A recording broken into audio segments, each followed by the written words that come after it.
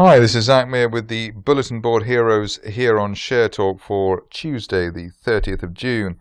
Starting off with a stock for the Alpha Growth Barmy Army, who keep asking me to look at this chart. It looks like as though it might actually finally be ready to move out and move up in a decent way.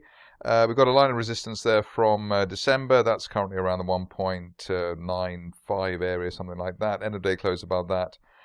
Could take the shares up towards the top of this rising trend channel that I've drawn from February, as high as 3 pence, obviously just retesting the December resistance area. The other pluses which make me think that this could finally be it without any prevarication is the way that all the near-term moving averages, the 20, 50 and the 200 are rising.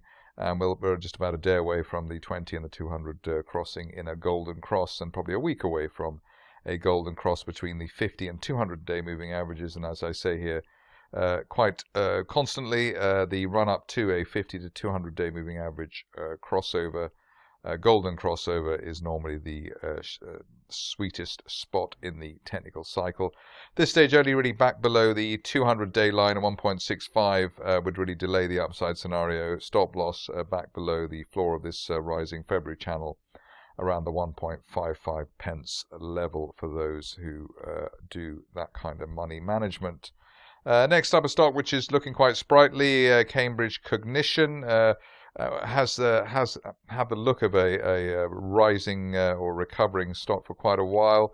Current situation here, we're looking at probably a move towards 80 pence, which would be the top of that rising trend channel from this time last year. Floor of the channel currently running level with the 50 and 200-day moving averages. End of last week, we saw a golden cross between the 50 and 200-day moving averages. Neckline resistance broken around 35 pence, so above 35 pence, looking for 80 pence at the moment. And probably over that would happen over the next month to 6 weeks, given the current rate of ascent. New CEO at Dukemount Capital, which is an excuse to have a look at the shares. Interesting here in terms of looking at the detail of the stock. We've got the 200-day moving average rising, and in fact, looking closely, it was effectively a golden cross, near to a golden cross between the 50 and 200-day moving averages there. But whether it was or not, we've had multiple support points there for the shares around 0.6 pence, so clearly somebody dipping into their pockets around that zone. And a while above 0.6 pence, looking for a top of October rising trend channel target as high as 1.4 pence. If we're cautious on the situation, probably just an end of day close above 0.8 would be enough to trigger a move towards 1.4. And if you're a real fan of the stock, above 1.4, you've got a potential target there, hitting that resistance line from July last year as high as 3 pence. But obviously at the moment that's a long way away. Currently we're just looking for 1.4 while we're above 0.6 pence. Next situation is one which I don't think I've looked at here before, Landor Resources.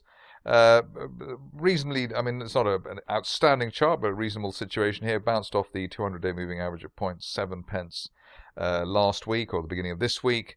And while we hold above that, looking for 1.4 pence, a bit like Dukemount really, 1.4 pence at the top of a rising trend channel from November. That could be hit over the next 1 to 2 months, and it's been accompanied by, in the recent past, a decent spike in volume. And you can see that spikes in volume there have, in recent months, been good forerunners of fresh moves to the upside. So let's see how that goes. MVR is next. We're in a virtual reality paradise at the moment, apparently, with the COVID situation. And nice moves here on the daily chart. Looks like we've got an uptrend line there from March running at 3.93 pence, which is the 20-day moving average level. And while we're above that, looking for 7 pence over the next so I suppose 1 to 2 months for the shares. End of day close above the 200-day moving average of 4.75 pence would hopefully seal the deal in terms of being the trigger for a move to the upside on Melody VR. Mining stock is next, Orosur Minerals, and here beautiful V-shaped bull flag bouncing off the 50-day rising 50-day moving average as well.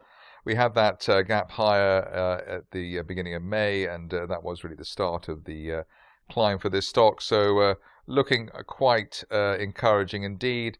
For terms of what the upside could be, I'm expecting hopefully up to 6 pence plus, which is the top of a rising trend channel from January, and that's really been triggered by the break of that resistance line there from August last year around the, I suppose that's 3.5 pence. So basically, essentially, especially while we're above 3.5, looking for 6 to 6.5.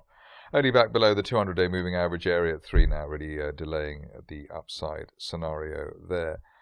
Next up, we have Prairie Mining with a very sharp move through or above the 200-day moving average here at 10 pence, and also breaking the initial June resistance. End of day close above the initial 2020 resistance at 12 pence should be enough to give us a move up to the top of a broadening triangle from June last year as high as 25 pence, and hopefully much more. This looks like quite a decent momentum situation, again fired by good volume a week or two ago on the stock.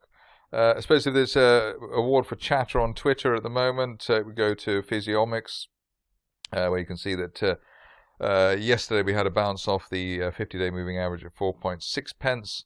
Also an uptrend line from the end of March there at 4.6 pence as well, and while we hold above the 50-day line, looking for 12 pence as a best case scenario. If you're cautious on the stock, maybe wait for an end of day close above today's current intraday high of 5.9 pence before pressing the buy button. Good situation in terms of the setup we're seeing currently at Redx Farmer. Nice break to the upside there. We had a massive gap through the 50 and 200-day moving averages, bear trap gap reversal, in fact, in March, and the shares have basically been in a positive consolidation ever since. As far as what the upside could be here, I'm looking for quite a big figure here, which would be the upper parallel of that early 2020 support line, so heading towards 45 pence over the next month or 2 months, while we hold above 15 pence, or at least the 50-day moving average area currently around that particular level. Trackmade is a stock which has had a rather checkered history, I presume, from a fundamental perspective, but from a technical one, it looks like there may be a recovery opportunity here. We've broken that line from January and the 50-day moving average at 14 pence. And at least while we're above the March support line at 13 pence, we're looking for a top of December price channel target, 12 pence. We're looking for a top of December price channel target as high as 30 pence over the next 1 to 2 months.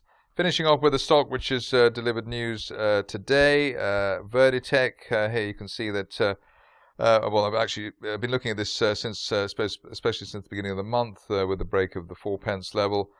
We peaked at 10 pence last week, but looks as though the shares are ready for a fresh leg to the upside, at least while we're above 6p. The destination here could be as high as the top of the January trend channel at 14 to 15 pence. There's also a line of resistance as a best case scenario from the end of 2017 heading towards that 15, 16 pence area as well. So looking fairly well placed in terms of the technicals there for Verditek, especially if we can have a decent weekly close above last year's intraday peak around that 10 pence level. That's it for me today. More updates tomorrow.